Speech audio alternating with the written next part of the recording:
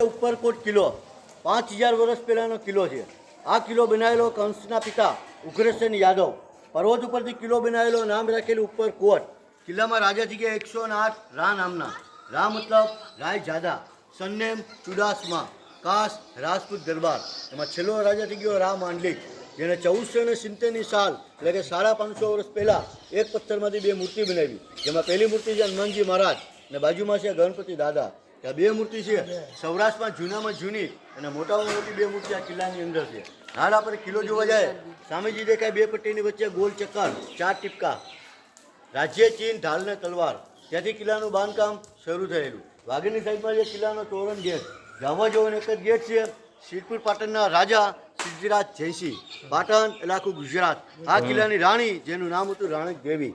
રાણક દેવીને લેવા માટે 12 વર્ષ પાટણના રાજાએ કિલ્લા ઉપર યુદ્ધ કર્યું. 12 વર્ષ તે ગેટ બંધ હતા. હાલ તમે બધા જોવા આવી ગયા, ગેટ ખુલી ગયા. ચાલો ફટાફટ. પછી ઘોડો જે અટકો છે ને પણ ચાલો તો એ ભલાય ને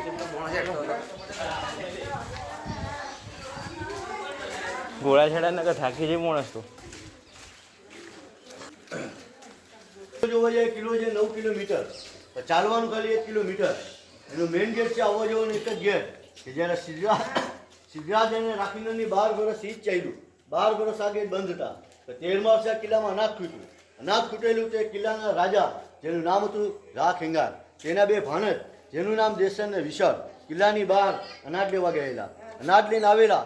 આ જ ગેટ ઉપર સિદ્ધરાજે બંને ભાણેજોને લાલચ આપેલી કે જુનાગઢના ગેટ ખોલી આપો તો જુનાગઢનું રાજપાટ, સિંહાસન બધું તમારું, ખાલી રાણક દેવી મારી. બંને ભાણેજો રાજપાટની લાલચમાં લલચાઈ ગયા. અનાજની બદલે સિદ્ધરાજની સેના રાખી, તેની સાથે મળેલા. ત્યાંથી આપણામાં કહેવત કે ઘર ફૂટે અને ઘર જાય.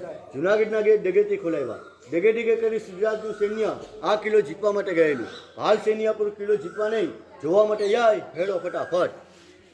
અને વરોડીમાં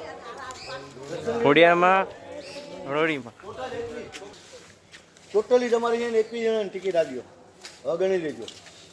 અને આ 708 રૂપિયા ગાઈડના એ મારી પાસે રહેશે. શું કામ કે હું જ્યારે જમા કરાવું ત્યારે અમે મહિનાથી પછી પૈસા મળે. 708 આવી ગયા બધા. જો આપણે કિલ્લાની અંદર દર્શન કર્યા ખોડિયારના વરોડીમાં. ઉપરકોટ કિલ્લાની અંદર રાજા થઈ ગયા રા નવઘન. તે રા નવઘન રાજાની બેન હતી જીભની માનેલી જાસલ, કે સૌરાષ્ટ્રમાં જ્યારે પાણીનો દુકાળ પડ્યો, લાહેર માલ ધારી ચીન દેશ ઉપર પાણી ભરવા ગયા. તેનો રાજા તો સુમરો. સુમરાએ જાસલને કેદ કરી હતી. પણ જાસલના ભાઈ ઉપર ચિઠ્ઠી મોકલેલી કે જાસલ ચિઠ્ઠી મોકલે વાંચે નવઘન વીર, પણ સિંધુમાં રોકી સુમરે મને હાલવાનું દે અમીર. રાજા ચિઠ્ઠી વાંચી કિલ્લાની અંદર 5000 માણસો તૈયાર કરે. જાસલને છોડાવવા ચીન દેશ ઉપર જાય એટલે રસ્તામાં મળે દરિયો, સમુદર.